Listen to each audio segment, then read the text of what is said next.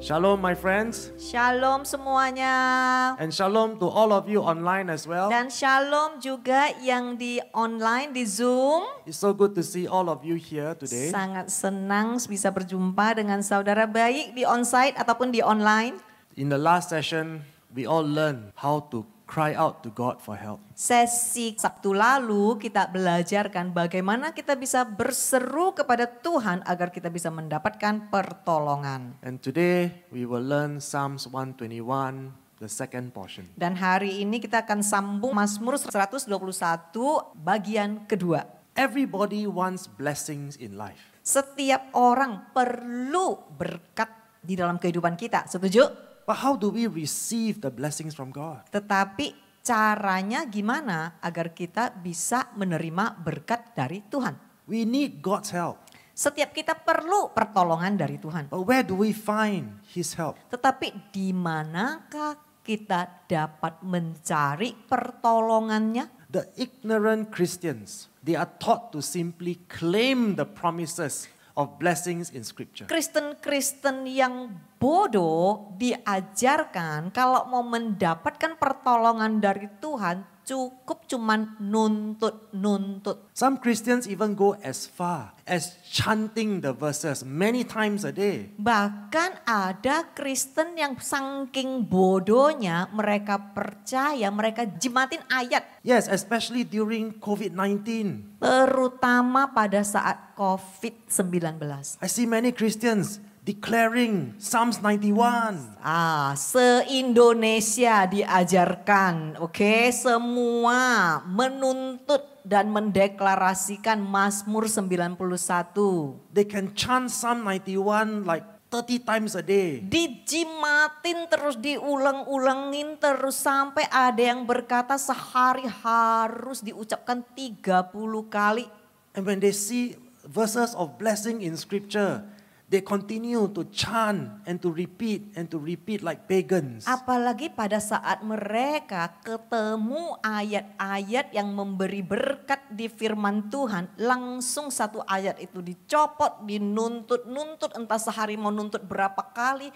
Ibaratnya seperti orang yang tidak percaya, anggap firman Tuhan sebagai mantra atau jimat. They continue to do that because they think they can force God to agree to their desires. Mereka terus melakukan hal sedemikian sebab mereka berpikir semakin mereka kenceng ulang-ulangin itu ayat, mereka sedang memaksa Tuhan memberikan kepada mereka apa yang mereka inginkan. And because of their foolishness, Dan oleh karena kebodohan mereka, they presume that they are entitled to claim whatever blessing they like. mereka juga menganggap semua yang tercatat di Alkitab, semua berkat-berkat yang tertulis, asalkan mereka klaim, asalkan mereka nuntut, pasti mereka akan mendapatkannya. They believe all that they need to do is just have faith and declare, and God will bring it to pass. Mereka percaya, mereka cuman memiliki kepercayaan dan keyakinan yang pasti, dan mereka terus nuntut, dan Tuhan berkewajiban untuk memberikan apa yang mereka inginkan.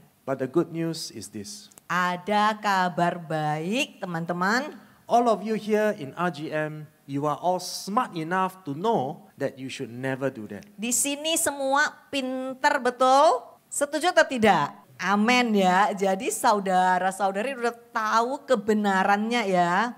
We can see how ridiculous it is when ignorant Christians continue to embrace false teaching without the correct understanding of Scripture.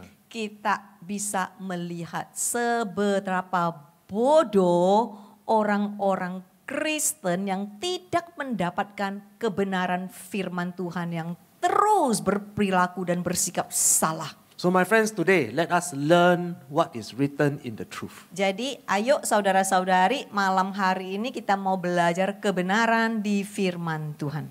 Let the word of God teach us how to receive blessing. Biar firman Tuhan sendiri yang mengajarkan kita caranya bagaimana kita bisa mendapatkan pertolongan dan berkat dari Tuhan. If you have your Bibles, let us turn to Proverbs chapter 16 verse 3. Ayo sama-sama kita lihat Amsal pasal 16 ayat 3. Roll your works upon the Lord. Commit and trust them wholly to Him. He will cause your thoughts to become agreeable to His will, and so shall your plans be established and succeed. Serahkan pekerjaanmu kepada Tuhan. Komit dan percayakan sepenuhnya kepadanya. Dia akan membuat pikiranmu selaras dengan kehendaknya dan rencanamu akan terlaksana dan berhasil. So as we can see here clearly in scripture, Lihat saudara, sudah begitu jelas tercatat di Alkitab. it is proven to all of us that God never teach Christians to pray until something happens. Lihat saudara, sudah terbukti dari ayat ini Tuhan gak pernah ngajarin yang manusia ajarin.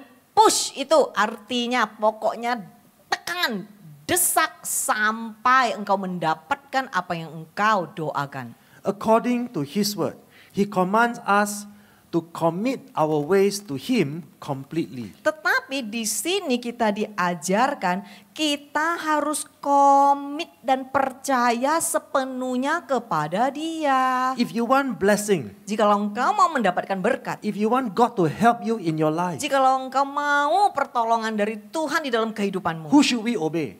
siapa yang harus engkau taatin? Should we obey God or man? Mau taat ngomongan manusia atau mau taati ngomongan Tuhan?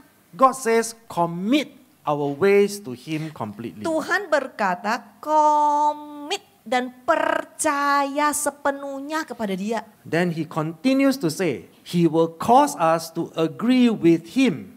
Dan Dia berkata setelah itu, setelah kita komit dan percaya sepenuhnya, Dia akan merubah caramu berpikir agar caramu berpikir selaras dengan Dia. What does that mean? Apa sih maksudnya? It is very clear, isn't it? Sangat jelas kan saudara? We are supposed to adhere and comply according to His will and His purpose. Kita perlu berbuat suatu persetujuan dengan caranya dan kehendaknya. Why is that so important? Kenapa ini sangat penting saudara? Because only when our thoughts become agreeable to His will, then we will experience success and breakthrough. Lihat baik-baik saudara, caranya gimana mengalami kesuksesan dan terobosan hanya pada saat pikiranmu selaras dengan pikiran Tuhan. Now do you see according to the Bible? Bisa melihat enggak? Begitu jelas dipaparkan di firman-Mu. This is how things actually work with God. Ini loh cara Tuhan. So again, do you want to listen to man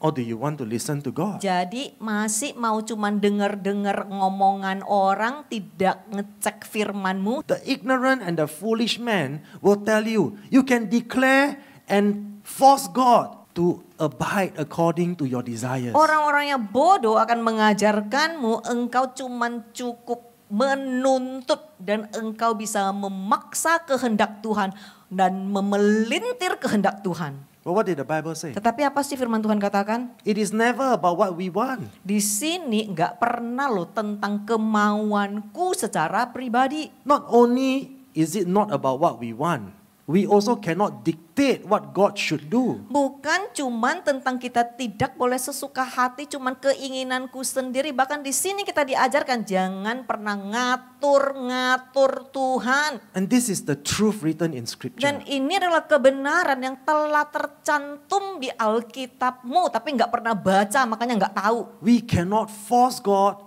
to satisfy our worldly desires. Kita nggak bisa memaksa Tuhan untuk memuaskan hawa nafsu kedagingan kita. So yes, my friends, it is about what He wants. Jadi saudara, ini semua adalah tentang kemauan Tuhan. It is all about Him. Itu semua adalah tentang Tuhan. And He will give us according to His terms and conditions. Dan Tuhan juga menjanjikan Dia akan memberikan kepadamu sesuai dengan kehendak dan tujuannya. Yes, my friends, I know there are many desires in our hearts. Aku tahu banyak ya di antara kita ada kemauan sendiri, betul?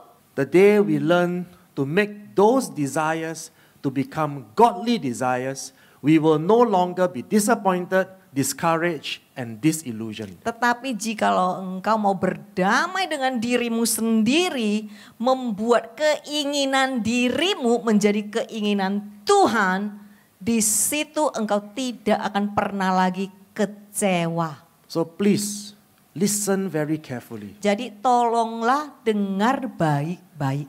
Pay close attention. Camkan baik-baik. When our plans become in line with His plans, it shall succeed. Pada saat tujuan dan kehendak kita selaras dengan tujuan dan kehendak Tuhan, disitulah rancangan kita akan sukses dan kita akan berhasil. Psalms 121 verse 5 to verse 6. Mazmur 121 ayat 5 sampai 6. The Lord is your keeper. The Lord is your shade on your right hand, the side not carrying a shield. The sun shall not smite you by day, nor the moon by night. Tuhanlah penjagamu. Tuhanlah yang menjadi naunganmu di tangan kananmu. Sisi yang tidak membawa perisai. Matahari tidak akan menerpa kamu pada siang hari atau bulan pada malam hari. Yes, my friends, God says He will bless His children and He will protect us from harm as well. Iya, saudara, Tuhan berjanji Dia akan memberkati anak-anaknya dan melindungi mereka dari bahaya. However, please listen carefully. Namun, tolong dengar baik-baik. Does that mean that bad things will not happen to good Christians? Apakah menurutmu karena ini Kristen tidak seharusnya mengalami hal buruk? Can you claim this verse every day and expect that no harm shall come upon you? Apakah saudara bisa menuntut satu ayat ini dan berkata pasti di kehidupanmu akan terus mulus lancar, tidak akan pernah mendapatkan halangan apa-apa? That is wishful thinking. Itu adalah pikiran yang tidak benar, Because saudara. in reality, my friends, Sebab realitasnya seperti apa sih? there are many good and faithful Christians who continue to experience hardship, suffering, cancer, accidents, and even disasters. Saudara tahu banyak loh Kristen yang baik, setia kepada Tuhan, bahkan mengalami kesulitan, penderitaan, kanker, kecelakaan, bahkan bencana. Even disasters like plane crash, car crash. Bahkan bencana seperti kecelakaan mobil atau pesawat. Yes, all kinds of bad things can happen to good Christians. Bisa loh, semua hal-hal yang buruk bisa terjadi di dalam kehidupan seorang Kristen yang benar. Who is so foolish to proclaim that no bad thing will happen to Christians? Siapa yang begitu bodoh, nuntut terus, pokoknya asal aku jadi Kristen baik, semua harus lurus, mulus. The false teachers will proclaim when these bad things happen to the good Christians, it is because they have no faith. Pengajar palsu akan mengajarkan jikalau hal-hal tersebut terjadi pada Kristen yang baik, artinya Kristen semacam itu kekurangan iman. Why? Because they believe that as long as you are a Christian, you must be blessed and you will never fall sick. Sebab kepercayaan mereka adalah pokoknya asal you Kristen, you nggak pernah sakit. How many times have I heard people saying, if you have cancer means you are cursed by God? Banyak sekali aku mendengar kata-kata orang, jikalau engkau Kristen, jikalau engkau kena kanker, artinya engkau dikutuk Tuhan. What kind of foolish teaching is that? Betapa bodoh pengajaran dan pengertian semacam itu. Do we want to continue to partake and agree with all these lies and heresies? Dan pertanyaannya adalah apakah saudara masih mau terus-menerus mempercayai kesesatan seperti itu?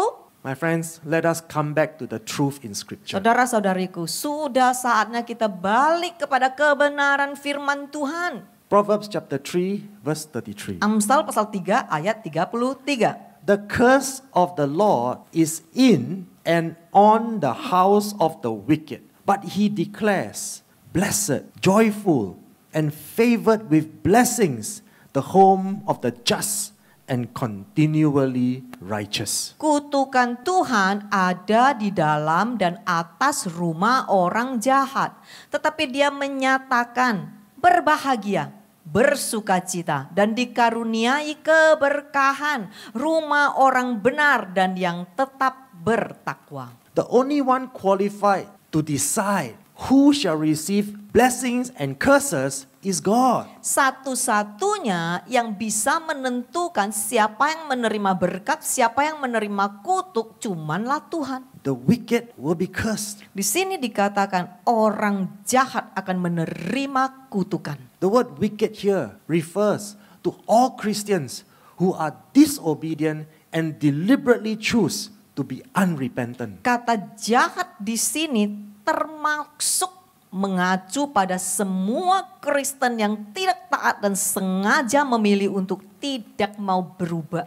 So no matter how hard they try to declare and proclaim blessing, prosperity, healing, what will they receive? Jadi tidak peduli mau seberapa mereka begitu giat, berusaha sekuat tenaga untuk menuntut berkat, kesembuhan, apa yang akan mereka dapatkan? The unrepentant counterfeit Christians will only receive curses no matter how hard they declare scripture. Mereka cuman akan menerima kutukan, tidak peduli seberapa keras mereka mencoba menuntut firman Tuhan. We see here very clearly. Bukankah sangat jelas tertulis, saudara? It is written, only the consistently righteous are able to receive joy, favor, and abundant blessing without having to declare blindly or claiming by faith. Telah tertulis dengan jelas hanya orang yang benar, yang konsisten,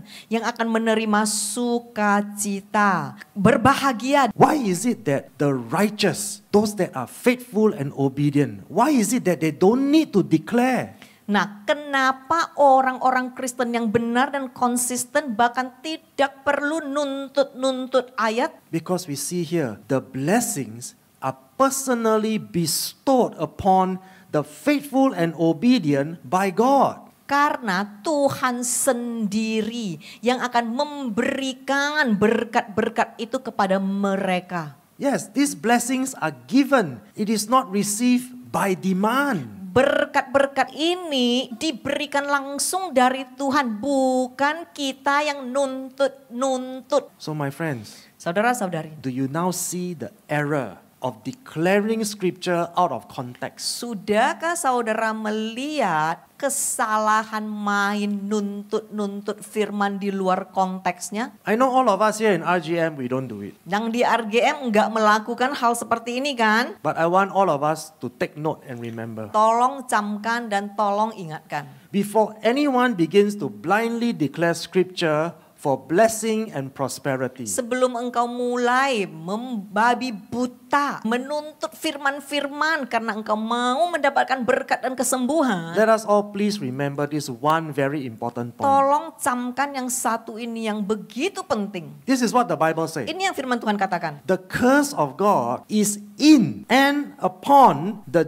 disobedient and unrepentant Christian. Kutukan Tuhan ada di dalam dan di atas Kristen yang tidak pernah mau berubah, tidak pernah mau bertobat. So now we know it is because we choose to obey. We don't have to declare because He bestows His blessings on us. Jadi kalau kita perlunya cuma taat, nggak perlu nuntut-nuntut karena sukacita dan berkat itu turun dari Tuhan sendiri. Not because we are better than others. Bukan karena kita lebih hebat dari orang lain, It is only because we are willing to be more obedient. tetapi karena kita bersedia untuk mau taat mutlak kepada firman Tuhan. Psalms 34 verse 7. Mazmur 34 ayat 7. The angel of the Lord encamps around those who fear Him with awe-inspired reverence and worship Him with obedience, and He rescues each of them. Malaikat Tuhan berkemah di sekeliling orang-orang yang takut akan Dia, dengan rasa takut dan menyembah Dia dengan ketaatan. Lalu Dia menyelamatkan mereka. So here we learn that protection from God is very, very conditional. Jadi saudara udah lihat perlindungan Tuhan bersyarat loh. Let us remember this, my friends. Ingat saudara, God is not indebted to us. Tuhan gak ngutang utang sama kita. God owes us nothing. Tidak ada utang dari Tuhan ke kita sama sekali. So if we want His protection, Jadi jikalau kita mau minta perlindungan dari Tuhan, what must we do? apa yang harus kita lakukan? The Bible says Firman Tuhan berkata, we must comply according to the requirements of His biblical laws. kita harus menerapkan sesuai dengan yang Tuhan terapkan di dalam kehidupan kita. Did God say to us, worship me in tongues? Apakah di sini tercatat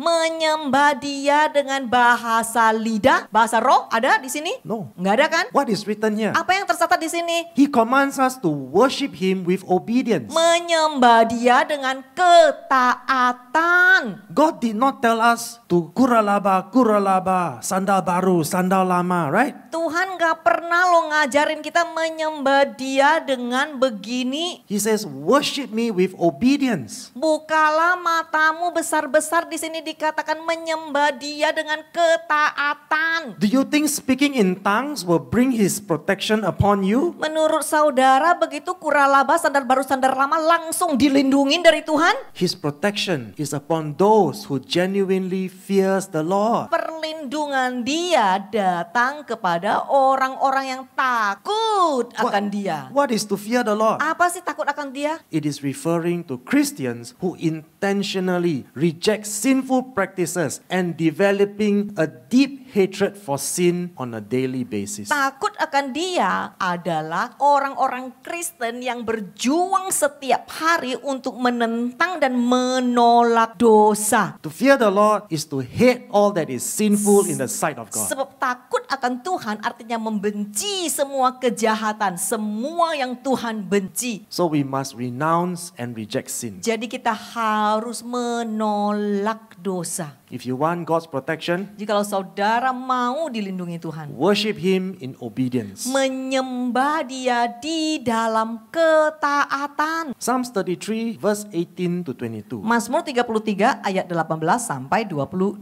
Behold, the eye of the Lord is upon those who fear Him and worship Him with awe-inspired reverence and obedience, on those who hope confidently in His compassion and loving kindness, to rescue their lives from death and keep them alive in famine. We wait expectantly for the Lord. He is our help and our shield. For in Him our heart rejoices, because we trust, lean on, rely on, and are confident in His holy name. Verse 22. Let your steadfast loving kindness, O Lord, be upon us in proportion as we have hoped in you. Lihatlah, mata Tuhan tertuju kepada orang-orang yang takut akan Dia dan menyembah Dia dengan rasa hormat dan ketaatan, kepada orang-orang yang berharap dengan yakin kepada belas kasihan dan kasih setianya, untuk menyelamatkan hidup mereka dari kematian dan menjaga mereka tetap hidup bahkan pada saat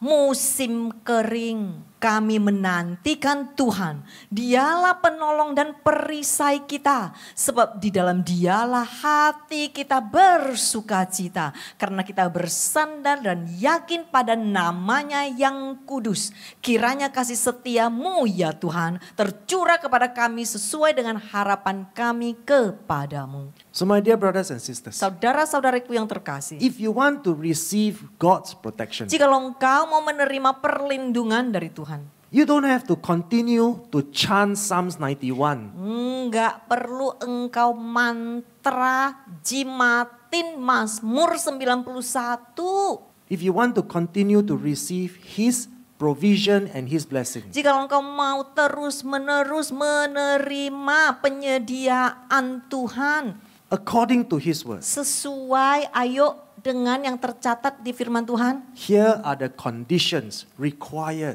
inilah kondisi yang dibutuhkan. So if we want to receive help, we want to receive the life-sustaining provision. Jadi jikalau engkau mau menerima pertolongan, engkau mau menerima bekal penopang hidupmu, And especially His protection. dan terutama perlindungan Dia, What must we do first? apa yang harus engkau lakukan? Again, the Bible repeat the same thing. Diulangin lagi di firman ini. You must fear God. Engkau harus takut kepada Tuhan. That means we must purposefully develop a hatred for sin. Artinya engkau harus dengan sengaja membenci semua dosa. Then we are commanded by law to worship Him with great respect, with complete and unwavering obedience. Dan kita diperintahkan oleh aturannya untuk beribadah kepadanya dengan penuh hormat, dengan ketaatan yang utuh dan tidak tergoyahkan. Do you see the instructions clearly written in scripture? Saudara bisa melihat enggak? Ini instruksi yang sudah begitu jelas. This is followed by the command to trust and hope in Him with all our heart. Di sini juga kita disuruh untuk terus berharap kepadanya dengan segenap hati. We must trust Him without questioning His sovereignty.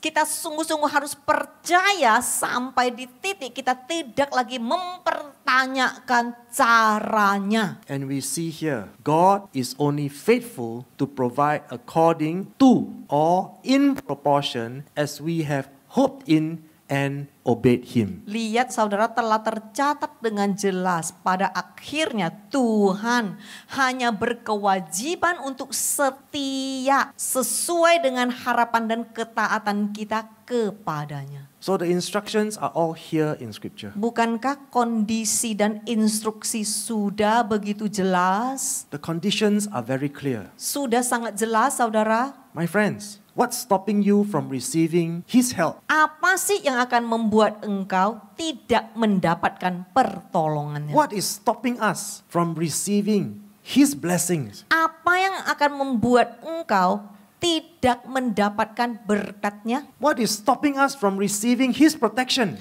Apa yang akan menyebabkan engkau tidak menerima perlindungan Tuhan? It's not because you don't have enough faith. Bukan karena tentang imanmu kurang kenceng. It is because of the willful unrepentance. Karena engkau tidak taat dan sengaja tidak mau berubah. We receive not because of our sinful and wicked heart. Engkau tidak menerima sebab hatimu yang jahat tidak mau berubah. So my dear brothers and sisters, Saudara-saudariku yang terkasih, all we have to do is obey. sangat gampang, cukup taat. You decide. Dan engkaulah sendiri yang harus memilih dengan tegas. If you say, God, I want to receive your blessing now. Jikalau engkau berkata, Tuhan aku mau menerima pertolonganmu, pelindunganmu sekarang. God, I need your provision Aku now. perlu berkat dari engkau sekarang. God, I need you to help me now. Aku perlu engkau tolong aku sekarang. Then this is God saying to you, Jawaban Tuhan ada di sini saudara. obey me now. Taat kepadaku sekarang. Why do we stop the blessings from coming? Kenapa kita sendiri begitu bodoh memberhentikan berkat Tuhan turun atas kehidupan kita? Just obey. You see that? Cukup taat kan saudara? Are we reading the same Bible verse? Apakah firman Tuhan yang saudara baca tiap hari sama enggak? Is my Bible different from your Bible? Kenapa kok sih nggak ngerti-ngerti apakah firman Tuku beda dengan yang punya saudara? So remember my friends, Tolonglah saudara. it's not about having blind faith. Bukan tentang iman buta. It's all about obedience. Tetapi semua ini ada hubungannya dengan ketaatan.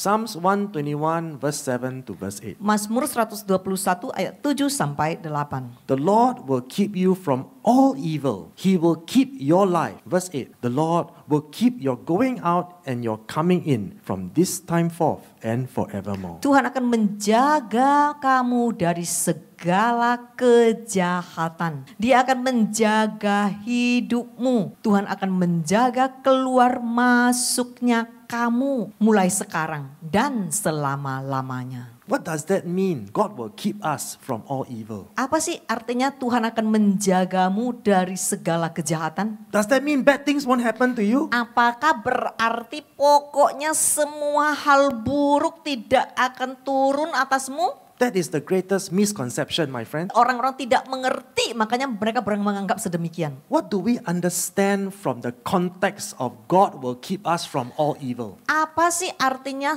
konteksnya seperti apa sewaktu Tuhan berkata dia akan menjaga kamu dari segala kejahatan? Did God say, I will protect you from all things the evil Satan will do to you? Apakah Tuhan berkata aku akan melindungimu dari semua lem lemparan kejahatan dari iblis. What is God saying? Apa sih yang Tuhan katakan di sini? God will keep your life? Dia akan menjaga hidupmu. Does that mean Christians don't die? Artinya Kristen gak akan mati? No, Tentu tidak. that's not what it means. Bukan maksud Tuhan seperti ini. Listen very carefully. Dengar baik-baik. The method and the process in which our God keep us from evil is to inscribe His biblical laws into our hearts and minds. Cara Tuhan menjauhkan kita dari kejahatan adalah menuliskan hukum-hukum Alkitabiahnya di dalam loh hati dan pikiran kita. He wants to keep us from sinning. Tuhan mau menjaga kita dari dosa. How does He do that? Caranya gimana? Hebrews 10, 16 to 17. Ayo kita belajar cara Tuhan. Ibrani pasal 10 ayat 16 sampai 17.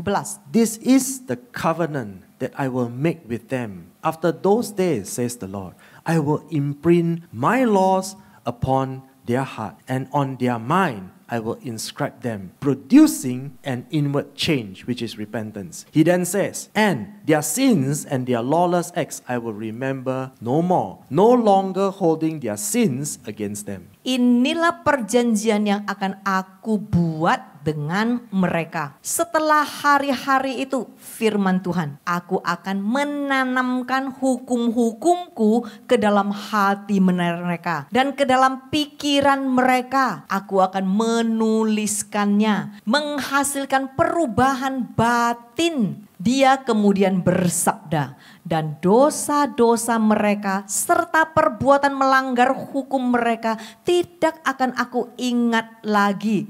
Lebih tidak lagi menyimpan dosa-dosa mereka. Is the Bible clear enough? Bukankah sudah sangat jelas, saudara? The Lord will keep us from sinning against Him. Tuhan akan menjaga kita agar kita menjauhi kejahatan. That's how He keep us from doing all these evil practices. Dengan cara ini Tuhan menjaga agar kita tidak selalu melakukan pelanggaran. He will keep our life means He will lead us to eternal life in heaven. Dia akan menjaga hidupmu, artinya apa sih? Dia akan menjaga sampai engkau tiba di surga. That is why when His laws are inscribed in our heart and in our mind, Oleh karena itu, sewaktu firman Tuhan tertulis di hati dan pikiran kita, we will be convicted to stop sinning. kita akan disadari terus tidak mau lagi berbuat tidak benar. We will be convicted to repent.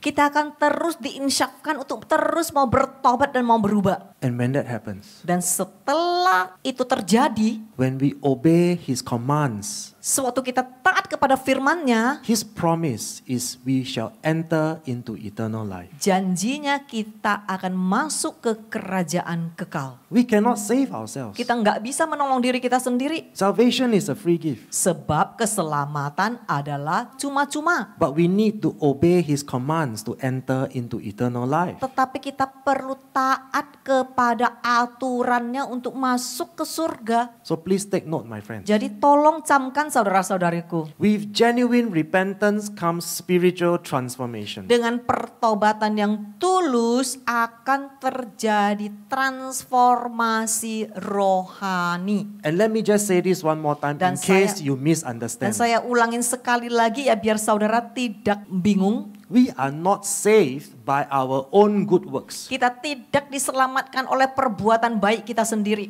We are saved by the word when we are governed by His biblical laws. Kita diselamatkan oleh firman ketika hidup kita diatur oleh firman dan aturan Tuhan. God wants to ensure we are kept from evil so that by our genuine repentance, after we receive His salvation, there will be forgiveness of our sins. Tuhan mau kita dijauhkan dari kejahatan. Sehingga melalui pertobatan sejati setelah kita menerima anugerah keselamatan cuma-cuma ini akan terjadi pengampunan dosa. Then we will enter into eternal life by adhering to His word according to Matthew 19:16 to 17, where we will be saved for eternity. Setelah itu kita akan masuk dalam kehidupan kekal dengan berpegang teguh pada firman Tuhan. Yaitu di Matius pasal 19 ayat 16 sampai 17. Di mana kita akan aman selama-lamanya. So my dear brothers and sisters, Jadi saudara-saudariku yang terkasih.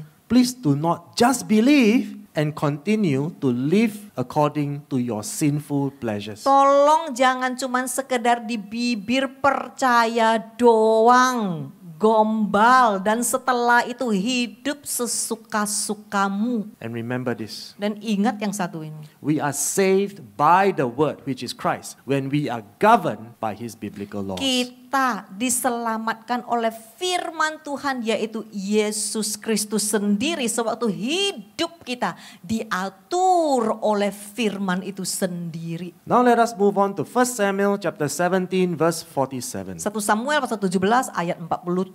And everyone assembled here will know that Adonai does not save by sword or spear. For this is Adonai's battle, and he will hand you over to us. Dan setiap orang yang berkumpul di sini akan mengetahui bahwa Adonai tidak menyelamatkan dengan pedang atau tombak.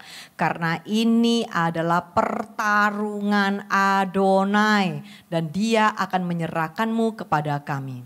My dear brothers and sisters, Saudara-saudariku yang terkasih, why is this verse important to us? kenapa ayat ini sangat penting buat kita? This is something that we must learn. Ini harus kita pelajari. We can ask and we can pray, Kita bisa meminta sama Tuhan, kita bisa berdoa. right? We can ask God for protection, we can ask God for blessing. Ya, kita bisa meminta perlindungan, kita bisa meminta berkat dari Tuhan ya. But Christians should never be so arrogant or foolish to think that they must help God to fight any physical or spiritual battles. Tetapi Kristen tolong jangan berlagak begitu sombong atau bodoh berpikir mereka bisa menolong Tuhan dalam peperangan rohani. What did the Bible say? Apa sih yang firman Tuhan katakan? The battle is not won by sword or spear. Peperangan ini tidak dimenangkan dengan pedang atau tombak. This clearly tells us God does not need our help in any way whatsoever. Dengan jelas Tuhan memberitahu kita, Tuhan tidak membutuhkan bantuan kita dalam bentuk apapun. Is it clear to all of us? Sudah sangat jelas tidak? Are we reading the same Bible? Firman saudara dan saya sama? The battle belongs to the Lord. Pertarungan miliknya Tuhan. The only battle that you and I have to fight Satu-satunya pertarungan yang harus engkau dan aku lawan is to fight the good fight of faith. adalah pertarungan perlombaan iman yang baik. That is written, correct? Itu setelah tercatat di Alkitab So kan? what is fighting the good fight of faith? Jadi artinya apa sih? Berlomba dengan perlombaan yang baik. To fight the good fight of faith means we must overcome the desire to sin and stop betraying Jesus. Itu sangat sederhana, kita cuman cukup perlu menang atas tabiat kita yang terus-menerus mau berdosa. God never told us to fight any spiritual battles for him. Tuhan gak pernah suruh kita berpeperangan rohani demi dia, menolong dia. God only told us to fight the desire to sin. Tuhan suruh kita berperang agar kita menang atas tabiat dosa kita. If we can't even do that, Kalau bertarung aja diri sendiri terhadap dosa aja nggak mampu. why should we be so arrogant and foolish to think that God needs us to stand in the gap for him? Boro-boro saudara berani berpikir Tuhan perlu saudara untuk menolong, Tuhan bertempur dan berperang di alam roh. Do you think God need us to lead his warring angels into spiritual battle? Menurut saudara Tuhan perlu saudara jadi jenderal, memimpin pasukan yang ada di surga dan berperang di tingkat 3 surga. Why am I talking about this? Kenapa aku perlu jelaskan yang satu? You might be wondering, why is this pastor talking about all this? Mungkin saudara ada yang bingung ya, kenapa kok ini harus dibahas ya? Do you not know there are people who actually believe that they are elite prayer warriors? Saudara percaya nggak? Saya tahu saudara pasti pernah dengar. Ada loh, banyak loh yang berpikir mereka adalah pendoa syafaat khusus. They believe that they are like generals appointed by God to lead His heavenly army or His heavenly host into spiritual battle in third heaven. Mereka percaya ini para pendoa syafaat ya, mereka adalah jenderal yang ditunjuk oleh Tuhan yang sanggup memimpin pasukan surgawi ke dalam pertempuran rohani. And they always say things like, I am making great sacrifices and I always get wounded in these spiritual battles. Dan mereka selalu berkata demikian, aku itu pengorbanan besar loh dalam pertempuran ini. Aku terluka loh sebab aku harus berdiri di antara engkau dan Tuhan. And they say that is my calling. Tahan mereka, tapi ini panggilanku sebagai pendoa syafaat. That's what the pastor say to me. Inilah yang pendeta katakan kepadaku. You are a general in God's army. Engkau adalah jenderal pasukan Tuhan. You are specially selected by God to be a prayer warrior. Engkau dipilih secara khusus untuk menjadi pendoa syafaat. What is that? Apa sih itu? My friends, Saudara, do not be deceived. tolong jangan percaya yang macam-macam begini. These so-called elite prayer warriors, they believe that they always get wounded in the spiritual battle because they are standing in the gap for their families, for their friends, and for their church. Sebab pendoa syafaat elit seperti ini, mereka selalu menganggap mereka berkorban dan karena mereka harus berdoa buat saudara mereka,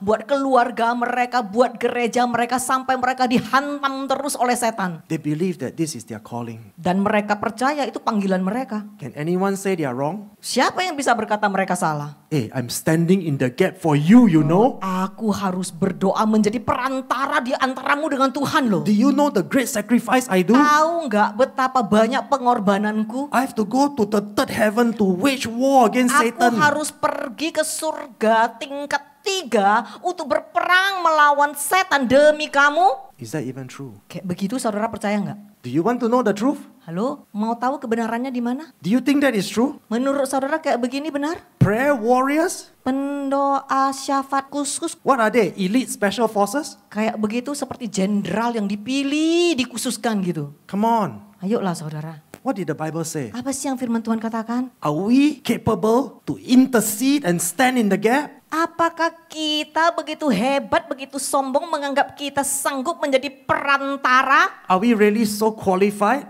that we can get wounded in spiritual battles? Apakah kita begitu hebat kita bisa terluka karena peperangan rohani karena kita menjadi perantara di antara siapa dengan siapa? Come on, my friends. Ayolah saudara. We all enjoy watching Avengers Endgame, right? Nah, kalau nonton film udah berhenti di bioskop, jangan dibawa keluar. But that's as far as it should go, right? Itu udah berhenti di bioskop. Only in Hollywood, right? Cuman itu yang terjadi di Hollywood doang. So in reality, what does that mean? Realitas itu seperti apa sih? Let us look at 1 Timothy chapter 2 verse 5. Ayo kita lihat 1 Timotius pasal 2 ayat 5. For there is only one God and only one mediator between God and mankind, and that is the man Christ Jesus. Sebab hanya ada satu Tuhan dan hanya satu perantara antara Tuhan dan manusia, yaitu Kristus Yesus.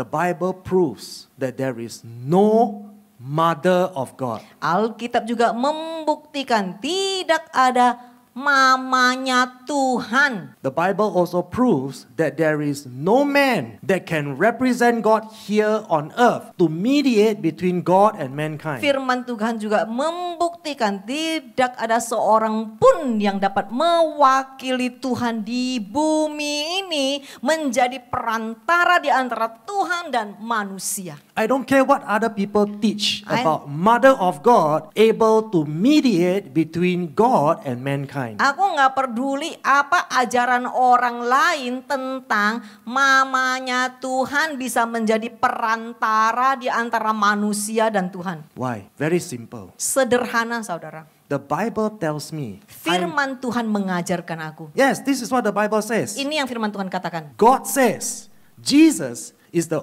one and only mediator between God and mankind. Tuhan berkata, Yesus adalah satu-satunya perantara antara Tuhan dan manusia. So make no mistakes, my friends. Jangan lagi salah, saudara. There is no such thing as a mother of God that can mediate for you and I with God. Jadi jangan pernah salah sangka lagi. Enggak ada namanya mamanya Tuhan yang bisa menjadi perantara di antara engkau dan Tuhan. So this is the written word of God that cannot be refuted by any man. Ini adalah kebenaran firman Tuhan yang tidak bisa disangkal oleh manusia. So now let us come back to deal with those elite special forces that stands in the gap, okay? Ayo sekarang kita bahas pendoa syafaat khusus yang menganggap mereka itu selalu menjadi perantara di antara manusia dengan Tuhan. Are there really generals in God's army? Ada enggak jenderal pasukan Tuhan? Hebrews chapter 7 verse 25. Ibrani pasal 7 ayat 25.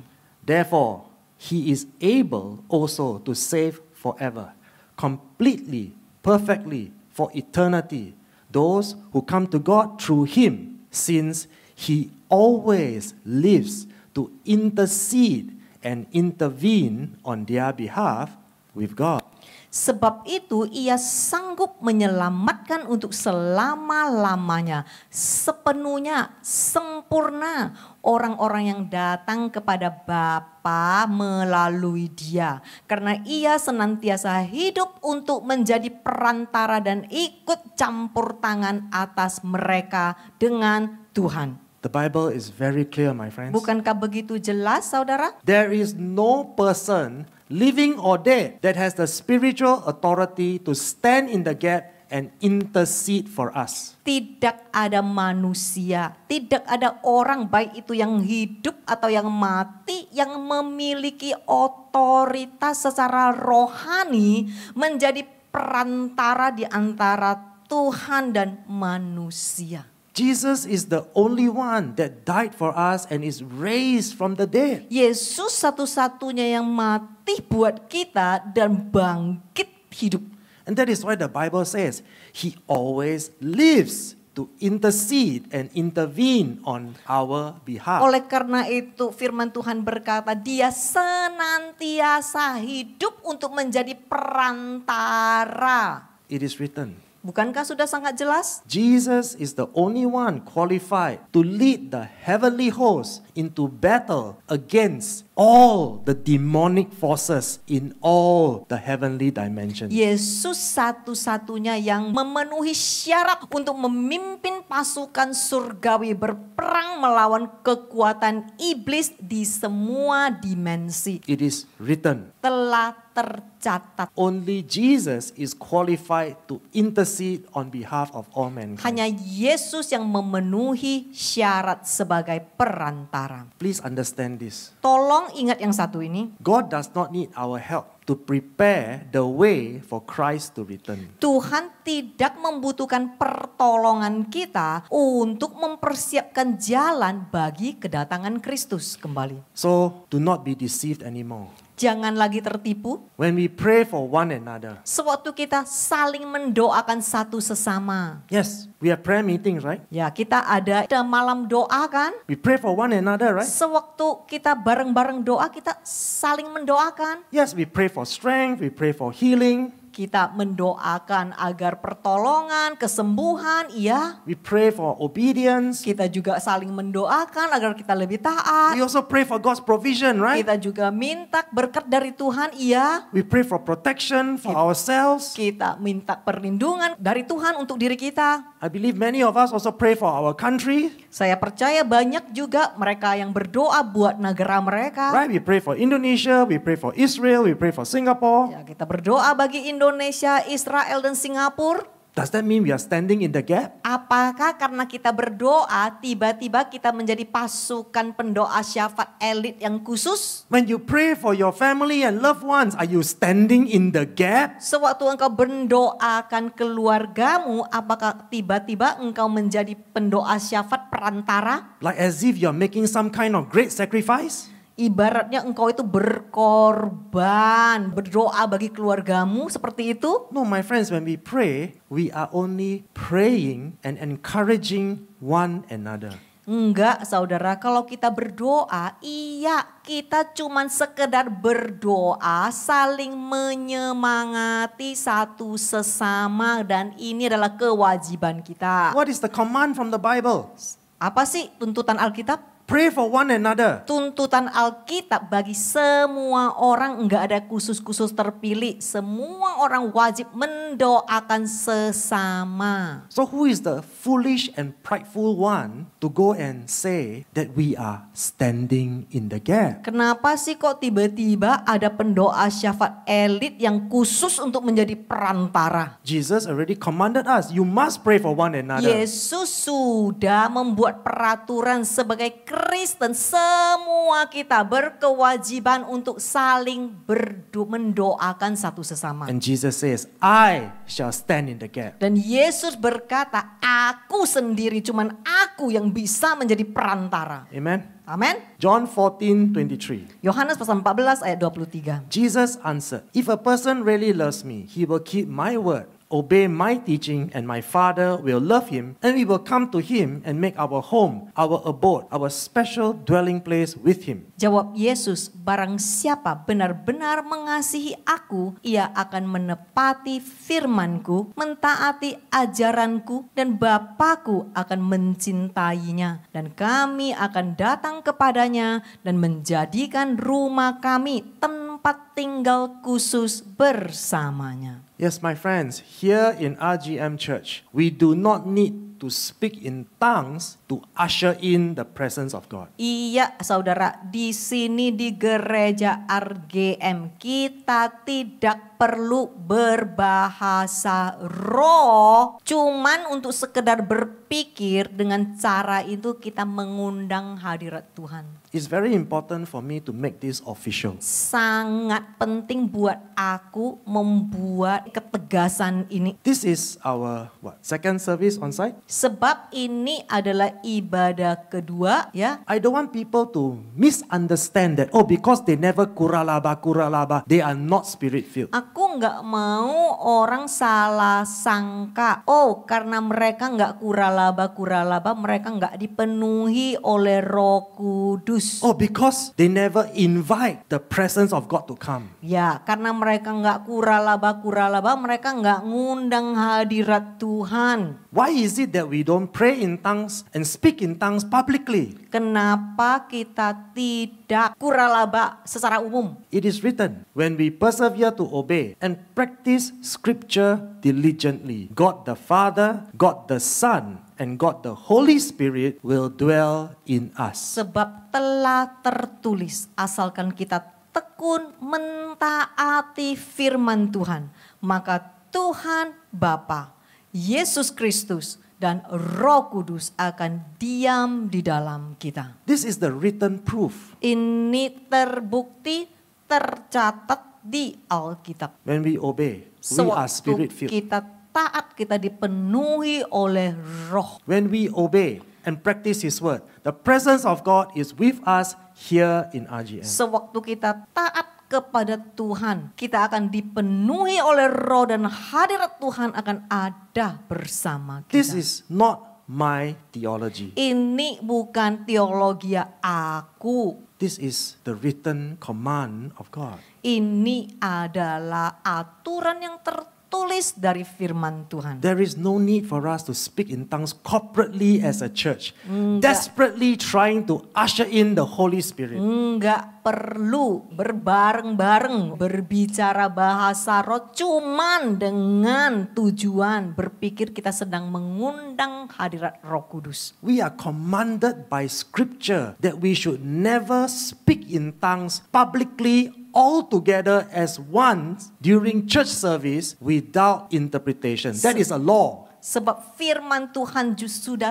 tercatat sangat jelas. Kristen gereja tidak boleh berbicara bahasa roh di depan umum selama kebaktian tanpa interpretasi yang tepat. So I want to assure all of you that attend RGM Jadi saya mau menguatkan semua yang ada di sini. The Holy Spirit of God continues to convict us of sin. That is why we must genuinely repent. Roh Kudus akan terus menginsyafkan kita agar kita bertobat. So RGM as a church is empowered by the Holy Spirit to teach repentance and the forgiveness of sin. RGM adalah sebuah gereja yang dipenuhi oleh Roh Kudus untuk mengajarkan pertobatan. So yes, we are spirit-filled. Ya, katakan ke sampingmu, kita punya Roh Kudus. We have the gift of prophecy and the power to bring healing and restoration by the grace of His word.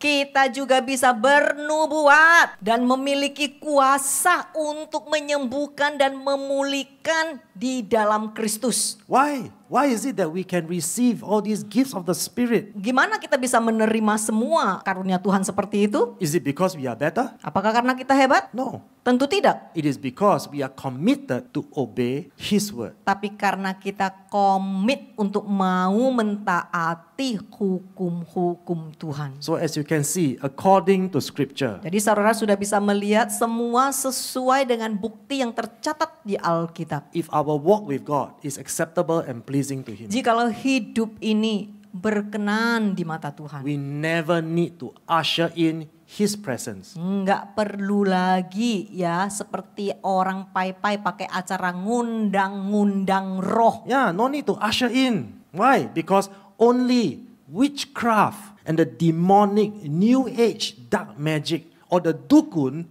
have to call upon and usher in the spirits. Sebab yang perlu ngundang-ngundang roh itu cuman yang ilmu sihir, ilmu hitam, dukun. Yang begitu kan? Yang harus diundang-undang kan rohnya?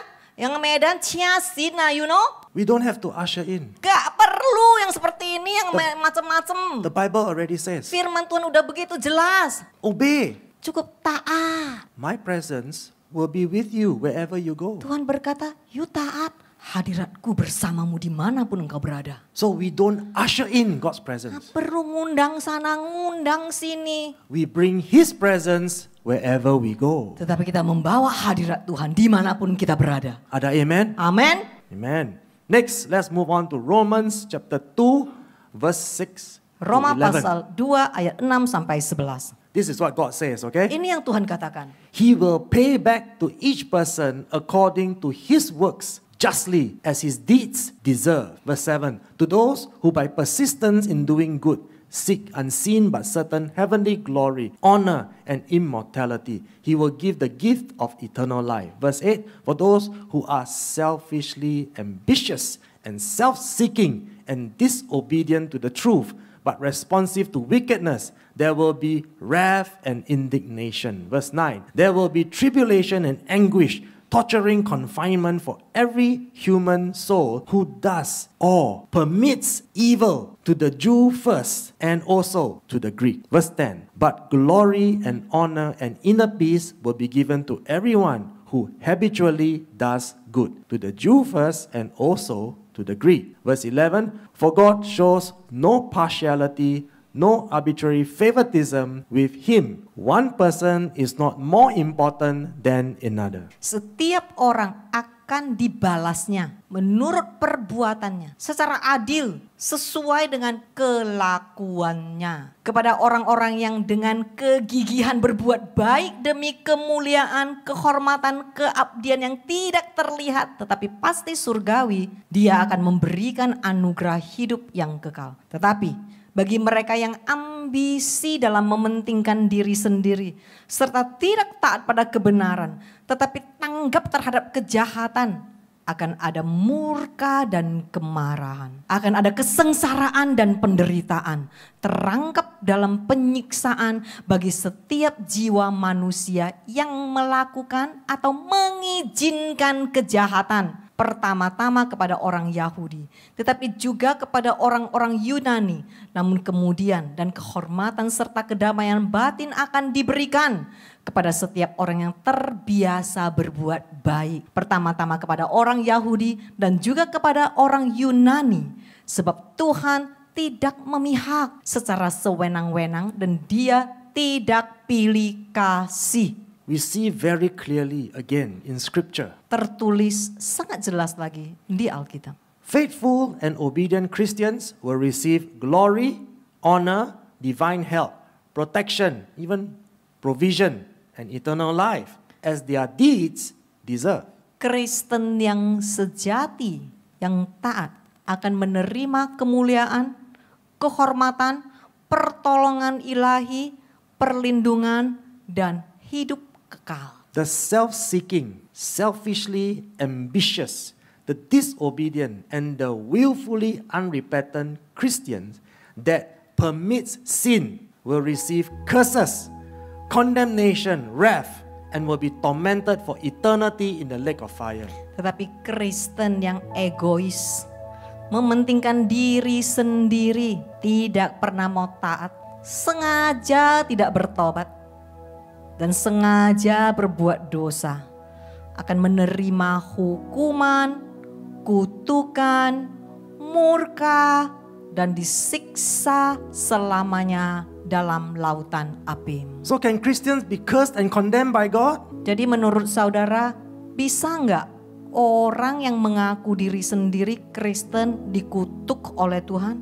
Yes, Tentu bisa. because they practice sin and they tolerate immorality. Sebab mereka terus-menerus melakukan kejahatan dan mentoleransi kejahatan. This applies to the Jews first, referring to the chosen people of God. Hal-hal ini berlaku pada Yahudi terlebih dahulu, yaitu mengacu pada umat pilihan Tuhan. This also refers to the Greeks, referring to all other Christians and the pre-believers. Dan setelah itu pada orang-orang Yunani yang mengacu pada semua orang Kristen di luar umat Yahudi. So my dear brothers and sisters in RGM, Saudara-saudariku yang di RGM, as long as you're willing to obey, asalkan engkau bersedia untuk taat, as long as you're willing to genuinely repent, asalkan engkau sungguh-sungguh mau bertobat, as long as you're willing to allow the Holy Spirit of God to convict you of sin, asalkan engkau sungguh-sungguh mau mengizinkan Roh Kudus untuk menginsyafkanmu atas to dosamu. allow the Holy Spirit to help you to be governed by His Word. Izinkanlah Roh Kudus menolongmu agar hidupmu diatur oleh firman Tuhan. This is God's promise to you. Tuhan menjanjikan kepadamu, You will not be cursed, you will not be condemned. engkau tidak akan dikutuk, engkau tidak akan dihakimi. He will keep you from sinning against Him. Tuhan sendiri yang akan menjagamu agar engkau tidak mau lagi berdosa kepadanya. That is why He will continue to preserve you. Dan Dia akan terus melindungimu. Yes, the Lord will keep your going out and your coming in from now and forevermore. Dan Dia akan menjagamu dari semua kejahatan. Dia akan menjagamu dari keluar dan masukmu. Let us pray. Ayo sama-sama kita berdoa.